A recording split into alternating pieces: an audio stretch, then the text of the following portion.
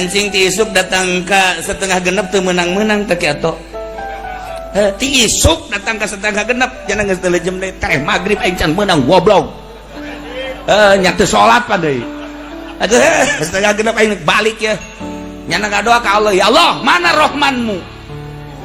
Mana Rahimmu? Cenah Gusti Rahman, cenah Rahim, aing ti isuk datang ke setengah genep teh balik can menang hiji acan. Nagor aing Rahman mana? Pohara teh jelema. Tapi kulantaran Allah Maha Rahman teh ya aku lauk tititah katanya plek bae. Ngomong deui nya 5 butuhna. Kula hiji pamajikan hiji 2 anak 3 5 anak teh ku Allah ditaekeun we ti laut teh 5 plak tah karak teh beuh Gusti sakumaha makhluk bae mental 5 teh 5 bae mana Rahman mana Rahim leuwihan atuh.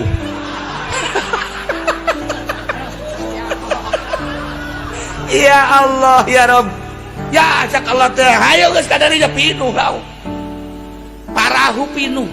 Nah, ieu Rahman. Ieu Rahim. Guys, Gusti lah pokoknya mah kula percaya Gusti Mah Rahman Mah Rahim. Mantap.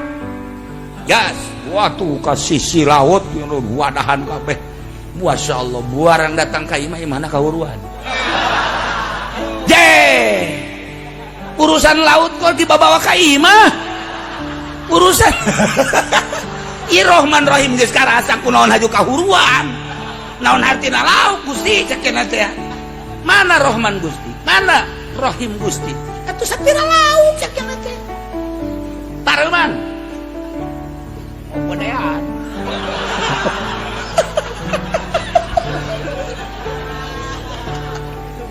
Langsung ge marahan di hareupeun imah. Dicekal ku pamajikanana ku anakna ulah marah ka urang mana. Deuk marah kumaha? Deuk teu marah kumaha cek cenah. Bayangkeun coba. Mancing ti isuk datang kadek magrib tuh menang-menangnya marah ka Allah. Ieu teh nang marah tah. Lauk di bawa sakit teh nang marah mun teu marah mah teu dibere cek cenah teh. Barang datang ka imah ieu kahuruan cek cenah teh. Ieu kumaha Rahman Allah jeung Rahim Allah. Langsung dititah diu ku keluargana. Tenang. Ulah waka mamarahan cek cenah. Teu bisa. Sebab ieu urusanana ngagedean. Lamun teu marah deui ka Gusti Allah engke ieu kakarak imah kandang urang bisa kahuruan. Kandang sagala rupa beak ge kabeh. Nah, kakarak diajak ka imah kiai. Urang diajak ka imah kiai salaki kula cek pamajikanna mamarahan. Dongengna seperti tadi tah. Cek kiai ndek teu marah kumaha atuh. Jadi itu bener ge menang lauk ai imah kahuruan mendek marah kumaha tuh ya pasti marah cak eta jelema nu mancing teh kieu tolol aing minta nasehat gedean hate aing ge we dibeuleum imah sia aja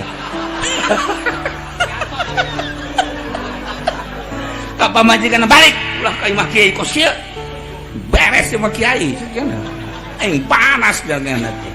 Datang deui ka dieu kayak Maki Ato. Dia ke Golkar ya. Wah leuwih teu beres asana.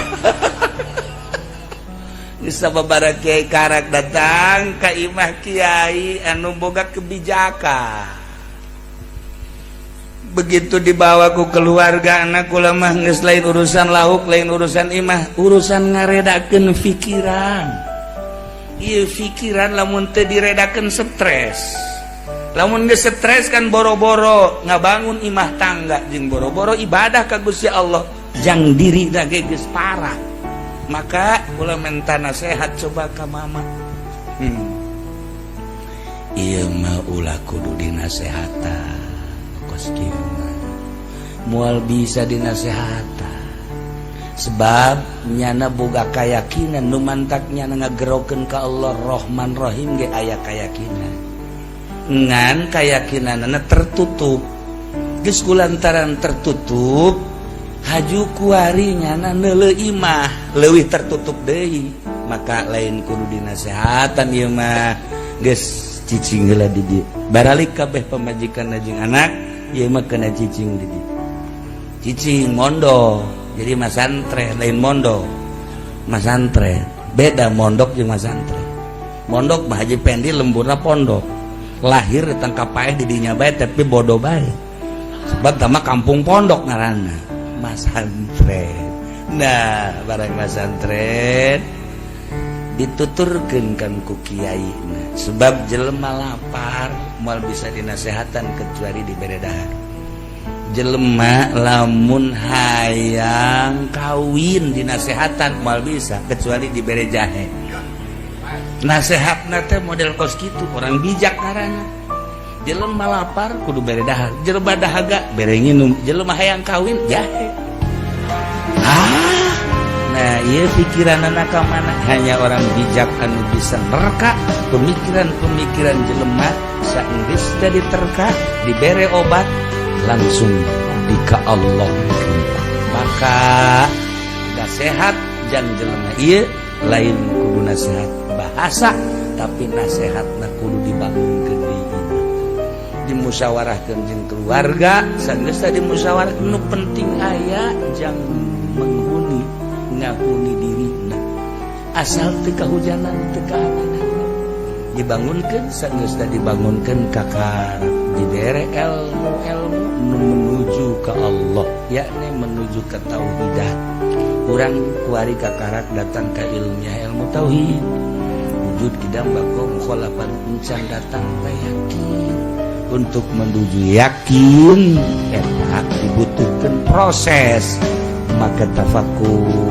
maka dialog mujahadah datanglah ka ner-neran rasa kehadiran